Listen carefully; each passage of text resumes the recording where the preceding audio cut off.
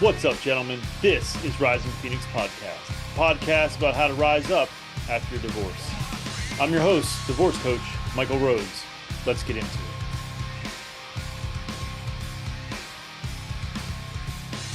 Joining me today is Dr. Stephen Hayes. Stephen, let's just jump right into it. Why don't you tell us a little bit about yourself?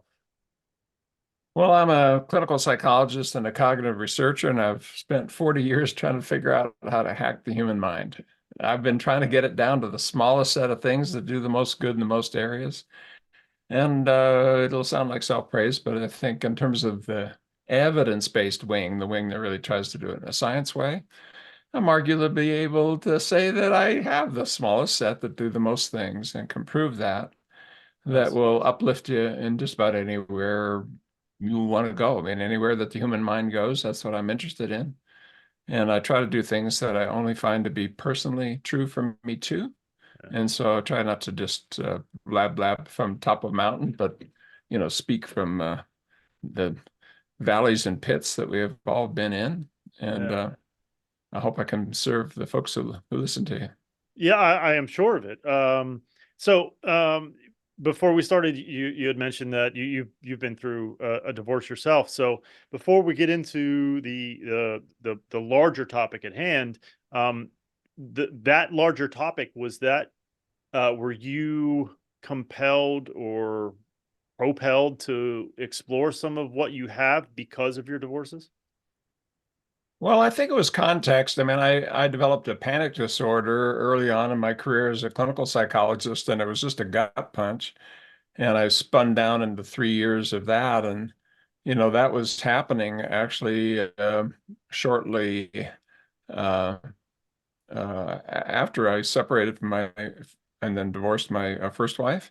And so I think it probably was context for it. And I didn't handle that divorce very well. I haven't been through a divorce. I've been through two. Yeah. Second one I did a heck of a lot better. Maybe learning some of the things that, or trying to deploy some of the things that I had learned. Mhm. But I think the places where we really struggle are kind of similar. There's certain things that you can do that don't work. Well, I usually say there's only so many ways to get messed up.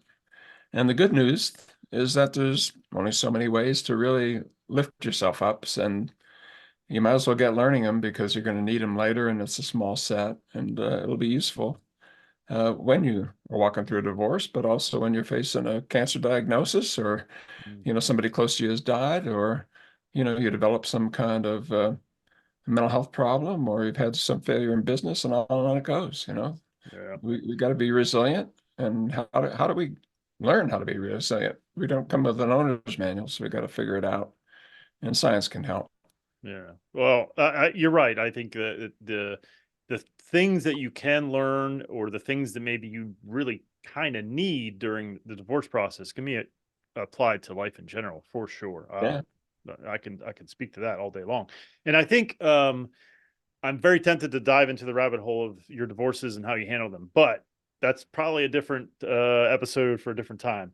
Let's dive into what you're sort of, I guess, known for, right? Is acceptance and commitment therapy. What is that? And yeah, just talk a little bit about that for us. Yeah, it's called ACT, acceptance and commitment therapy, or sometimes called acceptance and commitment training when they're using it in businesses or in sports or other kinds of things. But you can summarize it in a not too long paragraph. I'll say it the simplest way and then unpack it. If you want to prosper, you need to learn to be more open, more aware, and more actively engaged in a meaningful life. And you have to extend that kind of flexibility and openness to your relationships. And you got to take care of your body using some of those same skills. That's it.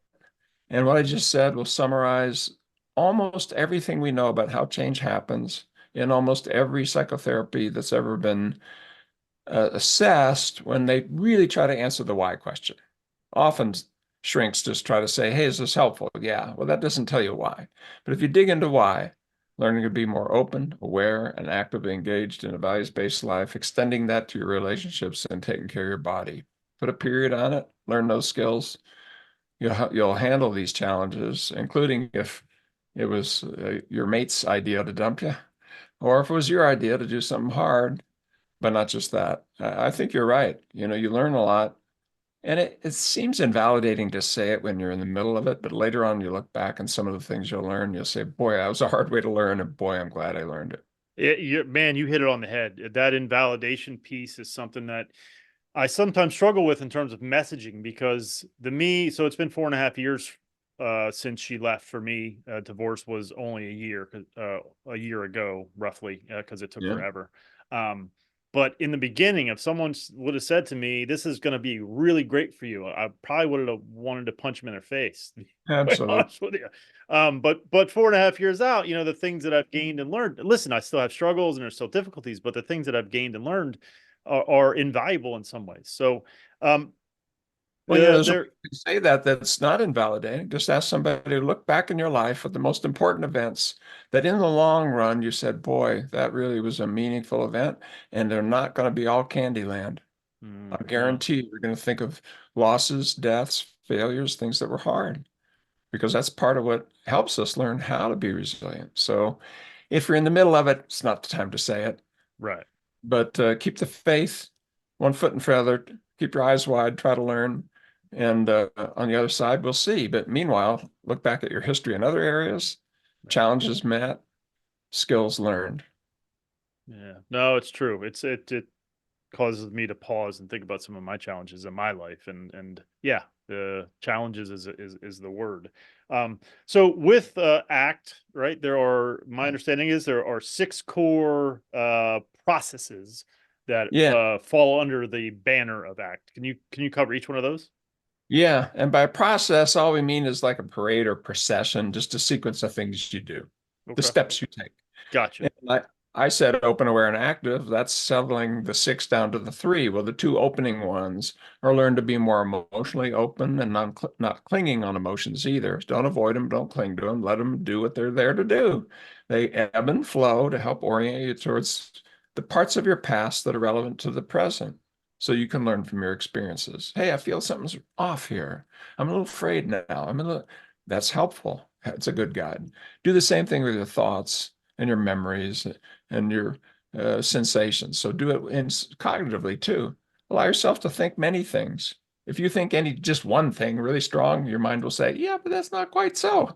I mean, if you start thinking, "Oh, I'm the best," you say, "No, you're not really," or "I'm the worst," you're not the. So even little kids understand, Goofy with horns on one shoulder and Goofy with a halo on the other. That's never going to stop. The argument in your head will never stop. But learn to be more flexible and take what's useful and leave the rest. So that's the open process, cognitively and emotionally flexible. Then there's the aware process. Well, that's being able to attend to what's important. What that means is letting go of things that are not important, but not suppressively, not like, is it gone yet? Is it gone yet? Is it gone yet? Because Right. every time you ask that question, you just looked, and guess what? It's back. Yeah. So, no, more like what you do when you just allow yourself to become curious and interested about things that are important. Yeah. You're not trying to get away from anything. You're just trying to allow yourself to enjoy that movie, enjoy that book, enjoy that basketball game, whatever you're doing, do that in your life, enjoying and focusing on what's important, and do it from this more spiritual part of you. This is the hardest part to talk about, but everybody understands it. Yeah. It's the part of you that is the deepest part of you, the thread on which all of this has been put. When you think back about your life and you were four, you can remember being there. And man, every cell in your body is different. Everything is different. Yeah, but there's a part of you that's the same, that conscious, noticing part of you. From there, you can walk through hell and you can learn. And, it's what our religious and spiritual traditions are trying to orient us towards. However, you get there to a part that's bigger than just this moment, this deeper sense of self. That's the awareness part. And then the engagement part, well, what do you want to be about in your life? What do you want to manifest in your behavior? And how can you create habits around that? So, commitments to creating habits that are values based. And if you want to find your values, it's not that hard. Flip your pain over and you'll know what you care about. Find the sweet moments in your life. You'll know what you care about. Remind yourself of the heroes you have and what you looked up to, and you know what you care about.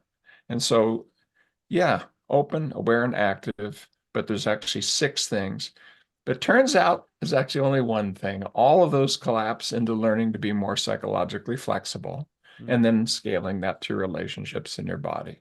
So that's the word for the whole set, but it's a simple set and it can be learned.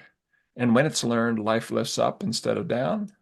And there's thousands of studies that prove it. So look, life's going to ask you to learn it. Might as well get about business of learning it on purpose. And you can do it even without a big challenge like divorce. You could do it just deliberately and learn those skills. You could do it just for a positive goal. I want to run a marathon. It'll be the same thing. I want to have my business succeed. It's going to be the same thing. I want to learn how to be more intimate and trusting in my relationships. It'll be the same thing. So that's the smallest set that does the most good. And those are the 6 things. So I just out of curiosity, so a couple things that have come up during my time doing this podcast that seem to come up, and one of them a lot more lately. It's I find it funny that I've interviewed a lot of psychologists who have a bit of a negative view towards standard psycho talk therapy. What's your take on standard regular Freudian type of therapy? Well, it depends on who you get. I mean, if you have somebody there who's listening and caring, think about one way to think about it this way. You think about somebody who's lifted you up in your life, just anybody. Now, if I say, okay, and we're with this person, whether they seem like they're really with you or they're looking at their watch. And when your eyes met, were there 2 human beings in the room? And were they able to sort of be with you through hard times without a whole lot of judgment? Are they constantly throwing judgment out there? Or is that, and are they asking you to, be different in order to be able to interact with you, or are they taking you for who you really are? Hmm. Would they ask you to violate your values, or would they never put you in that position? And could you be together in ways that fit the opportunities of the situation, that are flexible? The 6 processes I just put into questions. So here's what I'm saying. A healthy therapeutic relationship, regardless of the blah, blah, blah theory, models psychological flexibility. Hmm. And if you internalize it and take it home, you're not going to marry your therapist, you're not going to move in with them. But if you can internalize it and take it home, you're now doing what I'm talking about. Yeah. But there's a whole lot of schools of therapy that'll yada, yada, yada forever about stuff that turns out to be not that important. So you do want approaches to therapy that are based on evidence, but also take you as an individual seriously. You don't want to say, oh, I've got this validated thing. This is what you Right. get. And if you had a cancer diagnosis, yeah, you know what the standard thing is for everybody. But if you're really into what's going on in medicine, you're probably going to the best center you can find. Could you actually do like an analysis of the tumor and figure out what the very best treatment is for me, as opposed to one size fits all, something you can Google on the internet? Right. It's the same thing with therapy, is that there are therapies that are farther ahead in learning exactly how to fit what we know to you. Mhm. And so not everything's the same and not everything's helpful. And there's a lot of goofy stuff out there. And then there's a lot of bad therapists out there. That's true too. What I usually say to people is by session 2 or 3, you're not clicking and feeling lifted up. You're not connected and feeling understood. You don't feel as though what's being said really fits you, find another therapist. Yeah, yeah, I agree. I liken it to dating, right? It's that you don't have to pick the first one. Exactly. You got to be very. You're allowed to be picky. It's your money, it's your insurance, whatever. And I think some folks will have a bad experience with one and be like, oh, that's it. Like I'm never going to therapy. It doesn't work. And I think that's. I guess it goes back to your point of like being open, being flexible, right? Yeah. And you are talking to a geek here. And so, and I do think, I mean, science has been a pretty cool filter for a lot of cool things. You For sure. probably wouldn't do a surgery that had never been tried before, that had never been tested with others. I mean, you probably wouldn't. You probably wouldn't take meds that had never been tested. True. Well, you don't want to do that with psychotherapy either. So take the time to learn. And the 2 things you want to know: is there evidence that it works? Well, 3 things. Do they know why? And do they know how to fit it to me and my problems? If the answer is yes on those 3, and that gets down smaller. And you can get a real human being in the world, in the room, who will do the things I just mentioned, which frankly, almost anybody, I mean, your grandma could be awfully helpful to you when she was there, not judging you, accepting you for who you are, being present with you, and not violating your values, showing a good model for you. So trust that part and actually demand that part. Don't get in there with a therapist, even if they know all the science in the world and they're judging you and making you feel small. Man, just say goodbye and find one that won't do that to you.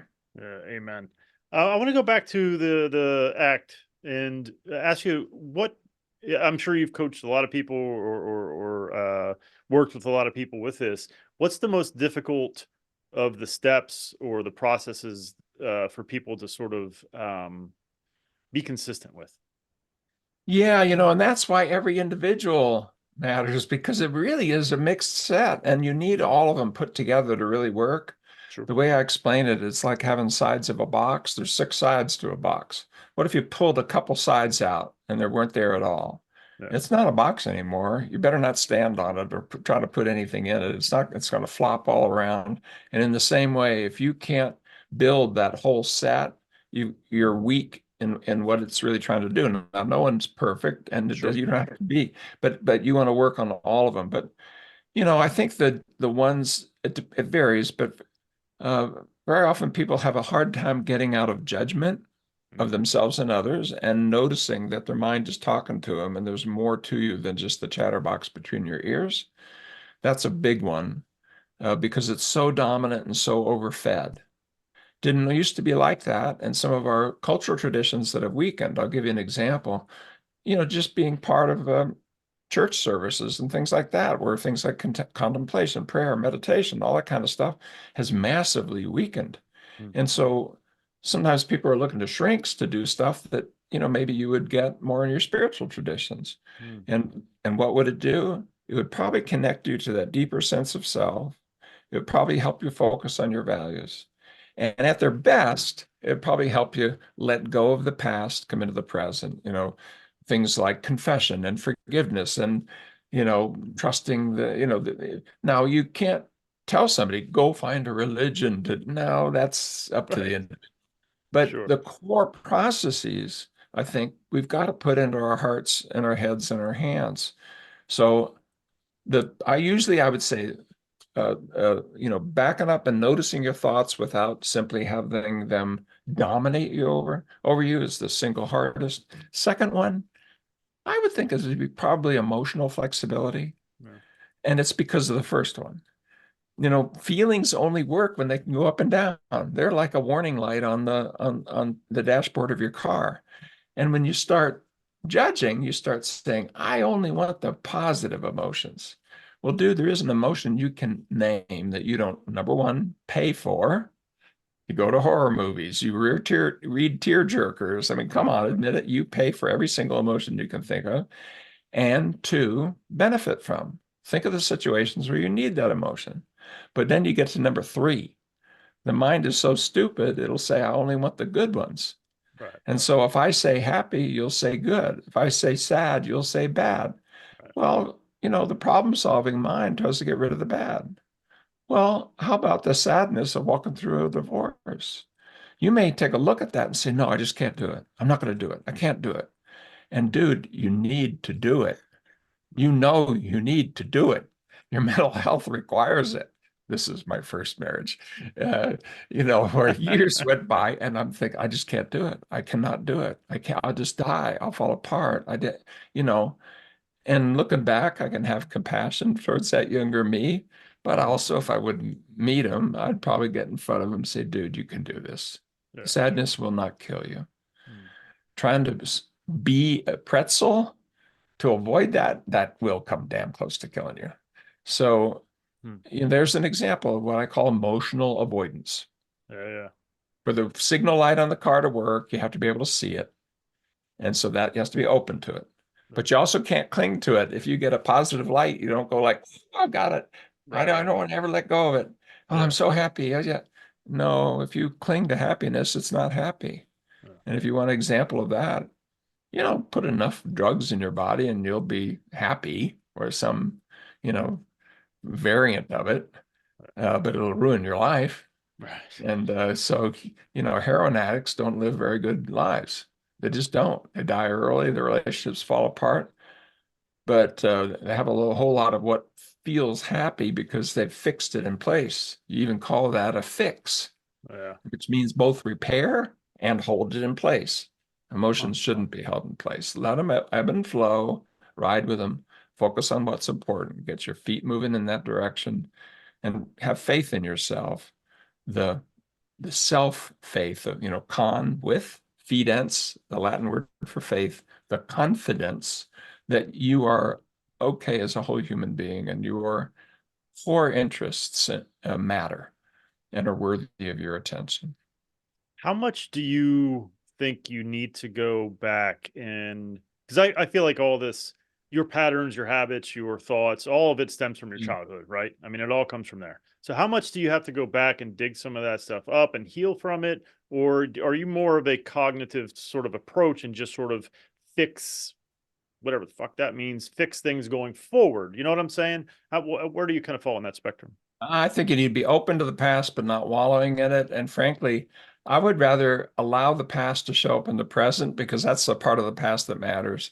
And so if you're more open, you will sense, oh, golly, I'm feeling something. What is it? And then you go, oh, man, that was the last relationship. Or my dad, I remember when he did that and I hid in the basement because I thought it'll come up naturally.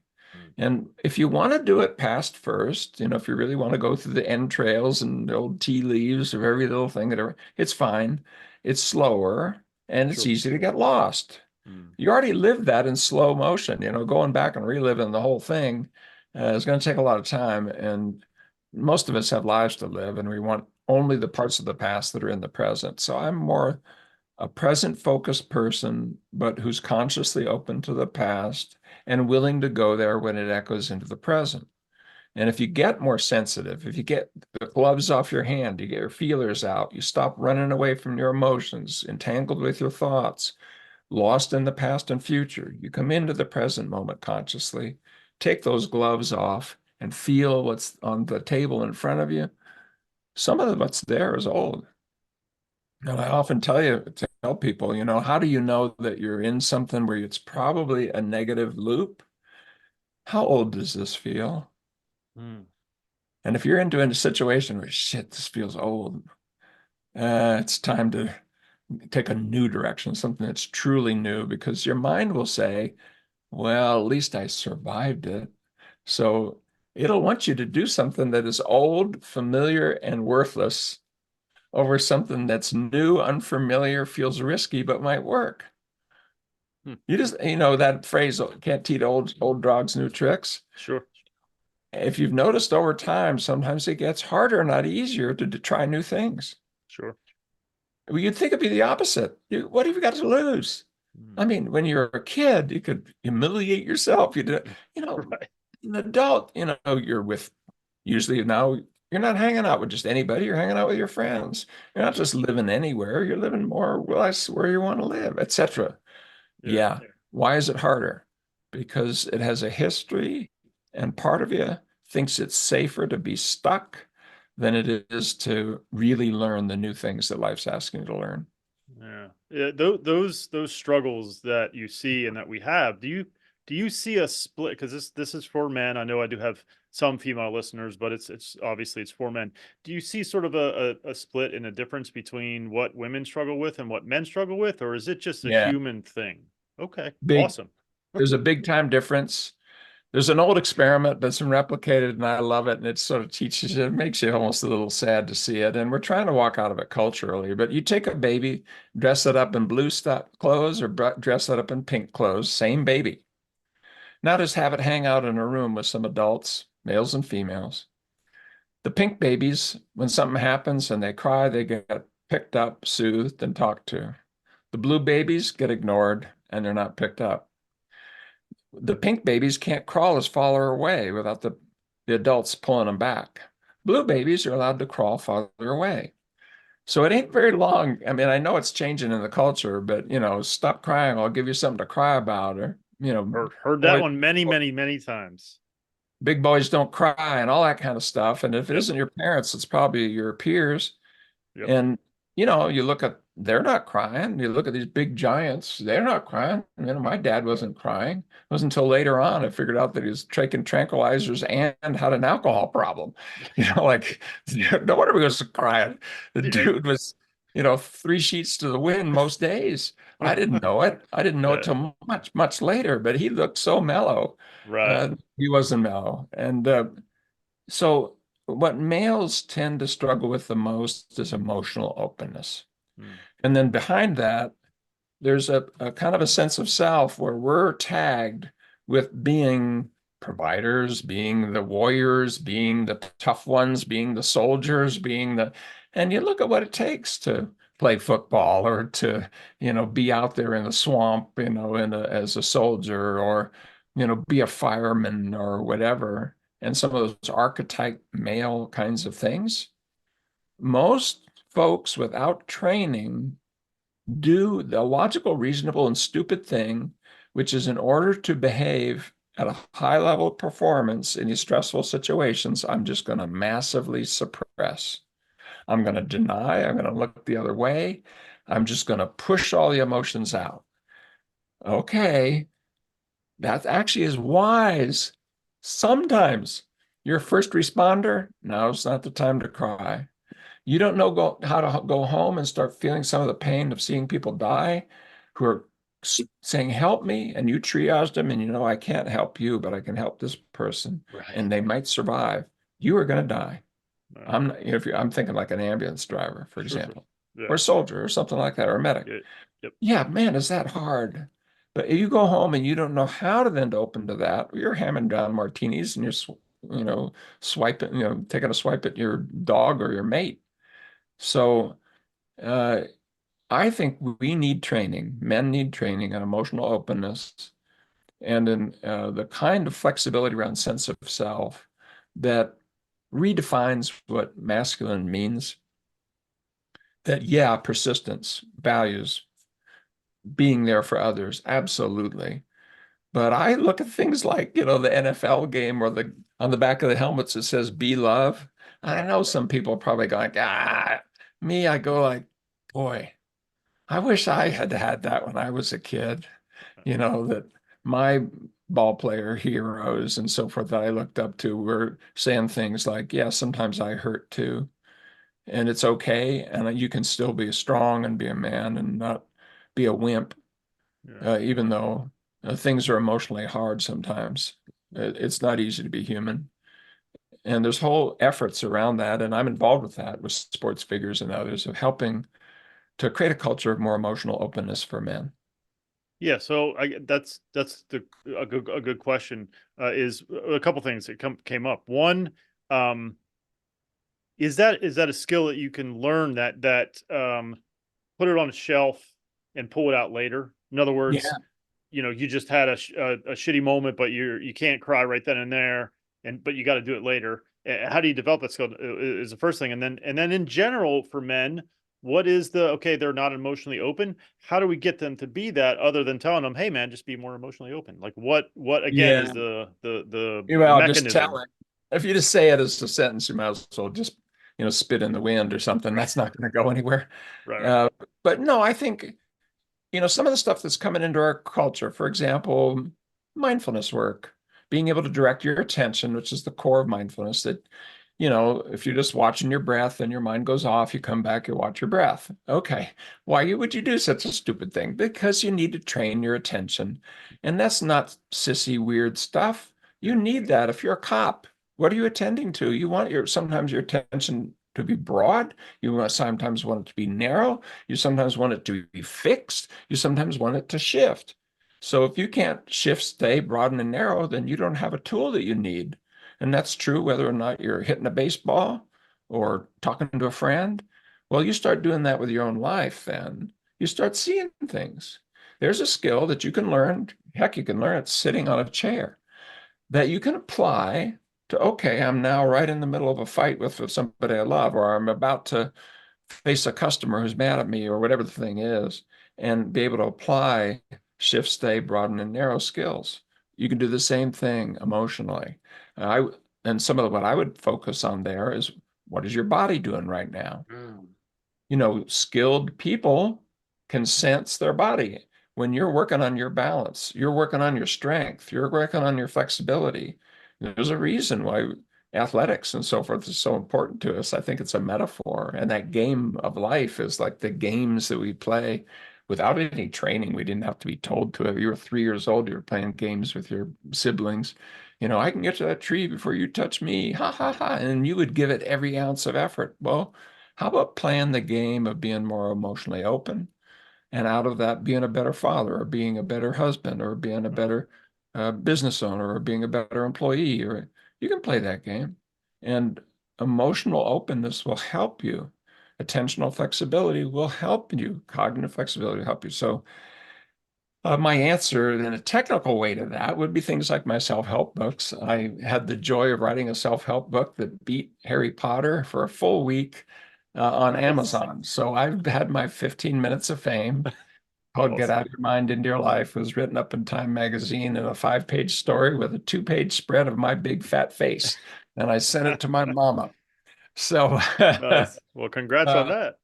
yeah, that was fun. That was my 5 minutes of fame. But uh, and the reason it was there is people were gobsmacked over what I'm saying right now when they started applying it. We've now tested just that book called Get Out of Your Mind Into Your Life. I'm not trying to sell books. There's a whole bunch out there Oh, now good. Yeah. following my methods, Yeah. hundreds of them following my methods. So you can look for ACT or psychological flexibility, the name for the processes. Mm. But if you want mine, Get Out of Your Mind Into Your Life is not bad as a place to start. And there's another book called The Liberated Mind that walks through the science of it. Well, they will show you exercise after exercise after exercise that you can do to learn. And just minutes ago, I was down in the gym working with my coach, and I go down there a couple times a week and doing the weirdest damn exercises that you'd ever seen. But then I can look at my muscle differentiation and my flexibility, and I can say, yeah, I can actually do that in a way that I couldn't do it 6 months ago. And I can see muscle definition that I didn't have, and I have strength I didn't have, and I got flex. Same thing. You wouldn't work on strength, flexibility, endurance only when you got sick Mm. and then expect that that's going to be a good health practice. You go down to the gym. Well, where's the mental gym? Mm. You're going to have to create it. You have to do it on purpose yourself because nobody's going to demand it. And you can do that in therapy, but you can do that just with good reading or YouTube, and you don't have to even spend any money. I mean, my methods, the World Health Organization, can I brag, do a little self brag? The Absolutely. single most downloaded document in the entire World Health Organization website is a book on psychological flexibility and ACT called Doing What Matters in Times of Stress. I'll give you the bit.ly link and you can put it in the comments area. And Absolutely. it's a free book and it has 23 different languages. And it's right now in the Ukraine, it's in Turkey, it's South Sudan because it's being deployed for all the war zones around the world because it's been shown to be helpful with people who've lost everything or are facing death and so forth. And if it can be useful there, it could be useful for you too. So you don't have to spend a nickel to get some of the training that we know is the kind of training that is the sort of mental gym for the small set of processes life's asking you to learn. Yeah, it sure feels like we all need it. I mean, especially those of us that are going through a divorce. But I think in general, is there? I get the sense, and I think I've seen these headlines, and I'm not much of a headline guy in terms of most of the time they're written to make you want to read, but they're not written backed up with any substance. But do you think that we're facing a mental health crisis in America and in the world at large? Yeah, we are, and especially among young people. And it's for two reasons. One is the world is getting harder, not easier in every area that has to do with mental health, but it's getting easier in every other area. I Mm. mean, you're living longer, you're less likely to have a disease, you're less likely to be the victim of violence, on and on it goes. We've done better on every single metric that you can think of. If you had to pick a time to be born, you couldn't pick where, pick right now. Yeah, but not in terms of your mental and behavioral health. Why? The biggest challenge of mental and behavioral health, the single biggest one, is exposure to pain, judgment, and comparison and the encouragement of avoidance. And we're doing all those things. Uh, so we do it with our TikTok pages and our Mm, social media. And how? Well, kids are out there comparing their insides to other people's outsides. mm, And guess what? When you do that, everybody else looks better than you. And so we've created a culture that's full of constant judgment. I mean, newscasts, you didn't used to be that. You pick left or right news, and it's nothing but judgment, judgment, judgment, judgment. You know, bad news sells. You're constantly being exposed to painful things. If some poor person throws her family off over a bridge, you could within minutes you can see it on your iPhone. yeah, You know, so your kids see more pain and experience more judgment than your grandfather did in their whole damn life. But by the time they're leaving home, I mean, we've done the math on this. It's actually literally true. It's literally true. And so, how are you going to have modern minds for that kind of world? Well, you're going to have to create them deliberately. yeah, But our culture can't evolve that fast. yeah.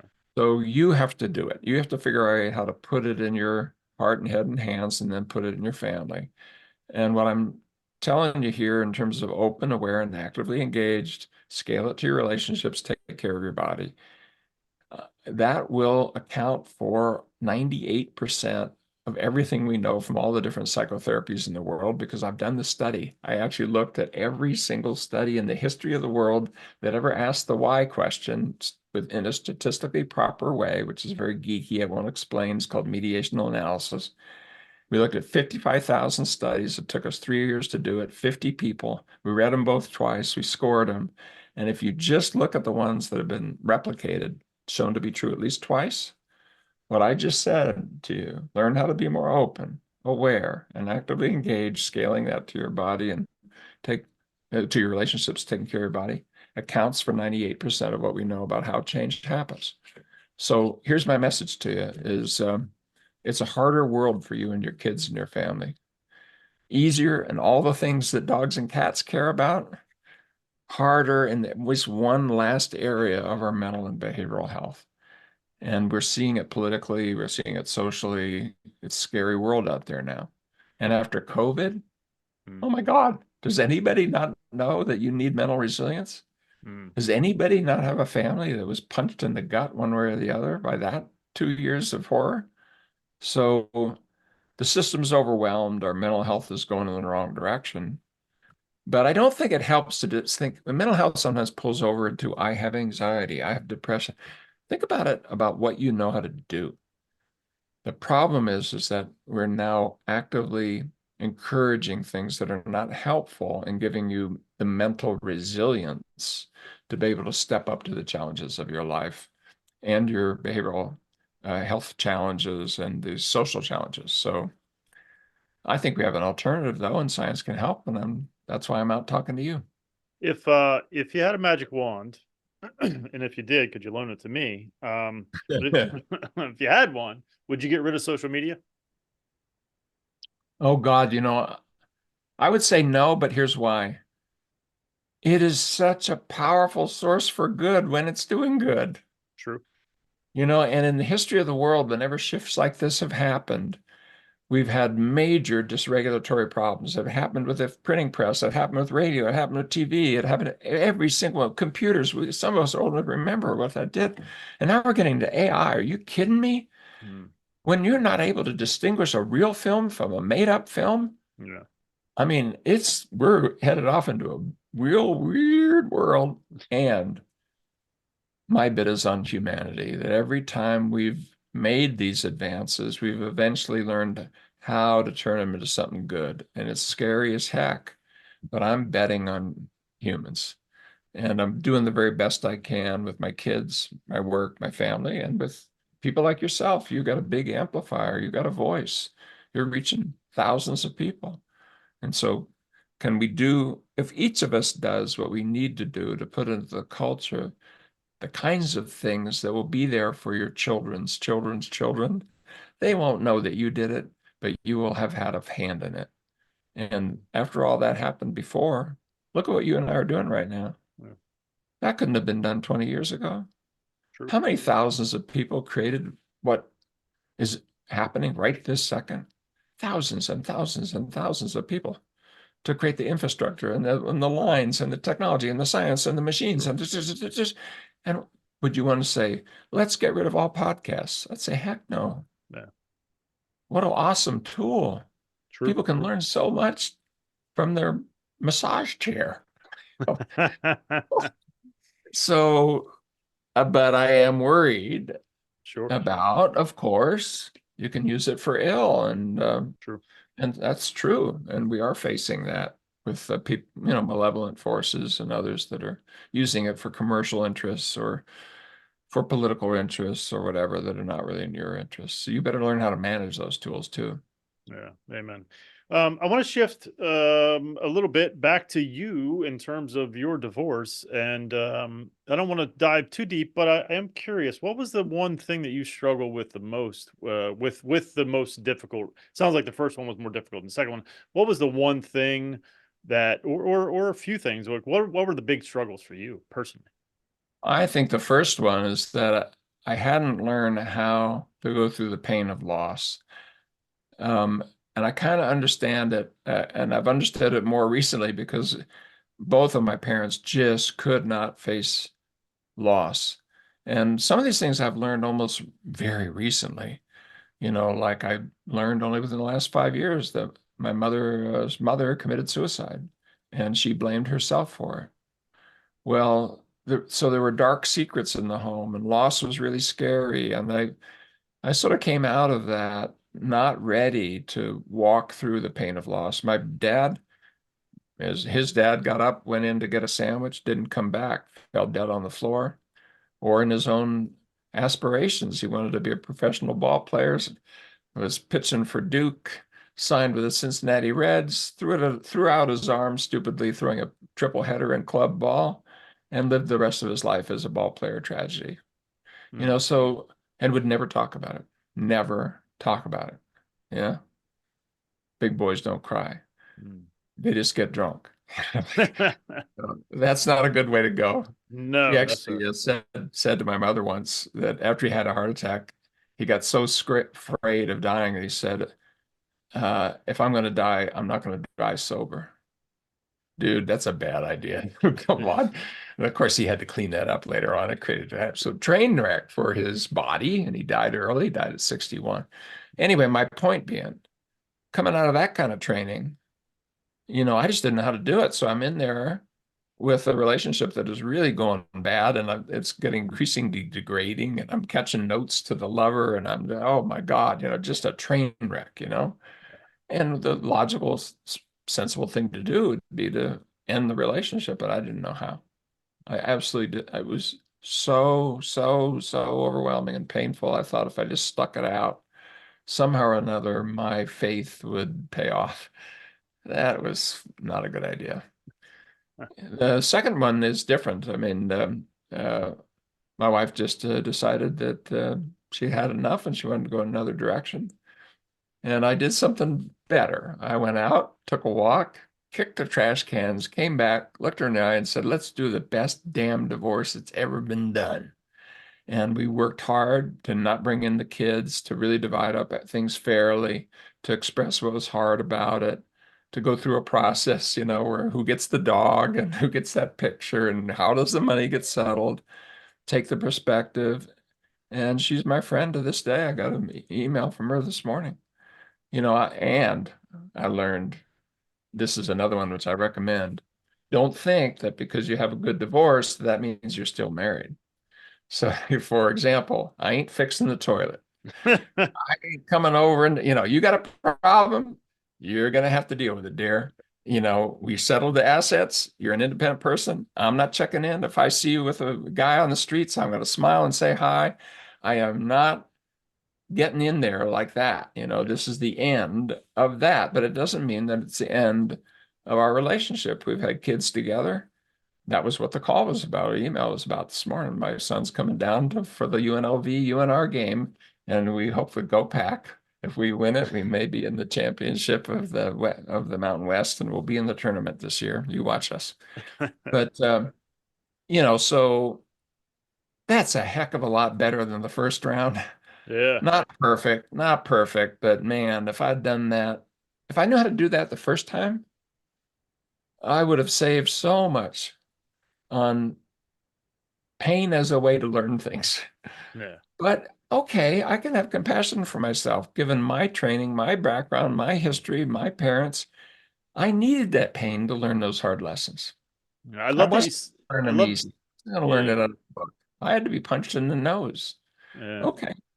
I wish I had learned it more easily in a way, but I learned Sure. it. Yeah, I love that you say you're training. Like that's an interesting way to say that you didn't get what you needed in childhood or whatever. I've never heard it phrased like that, but I love it. That's because it is training, right? It's you're training for adulthood, right? And Exactly. yeah, that's awesome. I like that. Um, well, like I said, I think I could talk to you for quite a long time about your experiences, but we'll have to do that for another time. So I'm going to move ahead to the last question that I asked everybody, which is, what words of wisdom would you impart to a man who is just beginning his divorce process? Oh, well, I've had to do this several times with my friends and so forth. And having been through it, they sometimes come to me and seek out that kind of advice. And plus, they know I'm a shrink and they look for it. And I say, one, give yourself time. Take the time to be open. Keep your eyes wide. There's a lot to learn here. Expect it to be hard at times. Expect it to be painful at times. Those times are times when you want your eyes wide. There's things to learn right in those moments that just shutting down, closing your eyes, clenching your fists won't allow you to. And keep the faith in yourself. That, your needs, your feelings, your history, you're a whole valid person. You belong here. And that part of you that says, oh, you'll never, ever, ever have another relationship or be able to put that behind you, or that's just your mind talking. We don't know what the future, but keep the faith with yourself because that faith in yourself is the biggest thing you've got.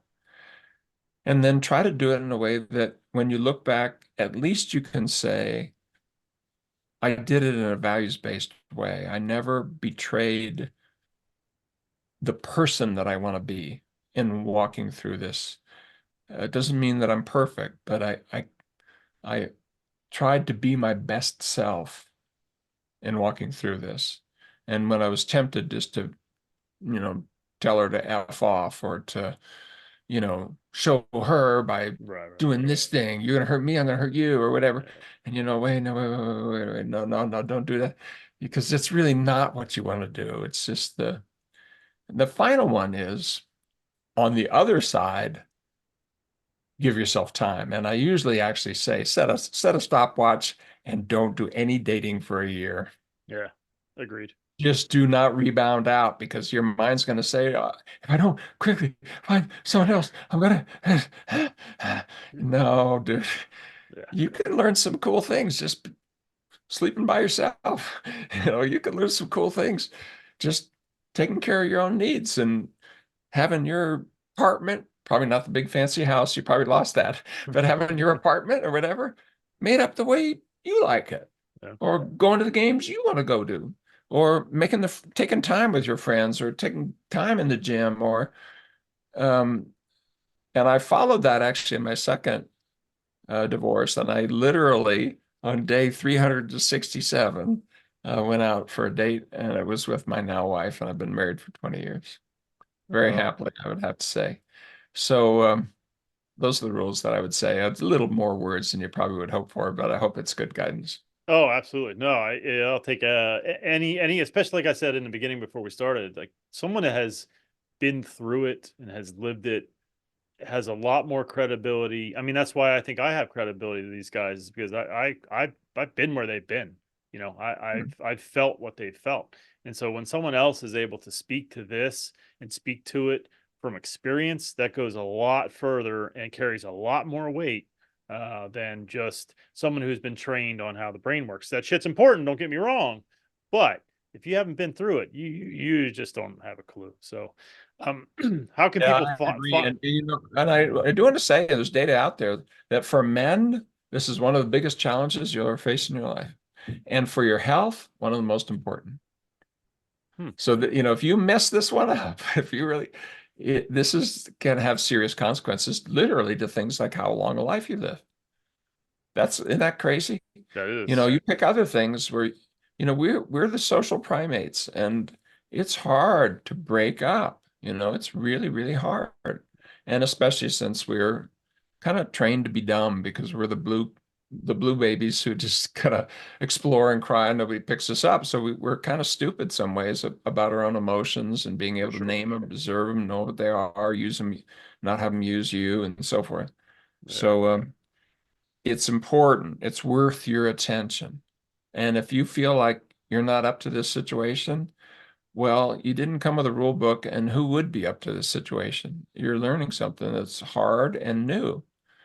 True. Even if you've been through it before, it's going to be new because there's new things to learn. So, Yeah. Time's up. Time to learn those things. Yeah. Breathe in, breathe out. And I hope the things I said there about where to orient to learn is kind of a little useful guidebook. It won't have escaped your attention. I took those 6 flexibility processes and I put them into divorce-related things. And there's actually data on, do people have good relationships on the other side of divorce and go through divorce in a psychologically healthy way? And the answer is yes, if they can be more psychologically flexible and resilient during the process. So I've given you a secret decoder ring about some good things to do that the science says will be helpful too. Well, speaking of that, what's the best way for people to find you and your books and all that you have done and are continuing to do? Easy peasy. I mean, if you want to follow me, you can go to my website, stephenchayes.com. Stephen with a V, middle initial C. My dad's name is Charlie, Hayes. But I already oriented you towards just the terms to search for in Google, including really free, nice books and things like that that are out there on the internet. You'll find them really, really easily. And on all those Facebooks and all of that, there'll be little groups and things.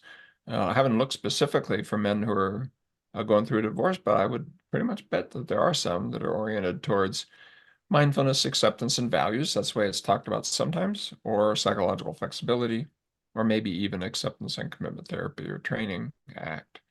But all of those things, as far as books, all of the ones out there, Amazons and so forth. I would say one thing though, be a little careful for the counterfeit books because they become so popular. In the last 40 years, ACT has had something like 1,100 randomized trials. It's the most researched new method in the last 40 years in psychotherapy.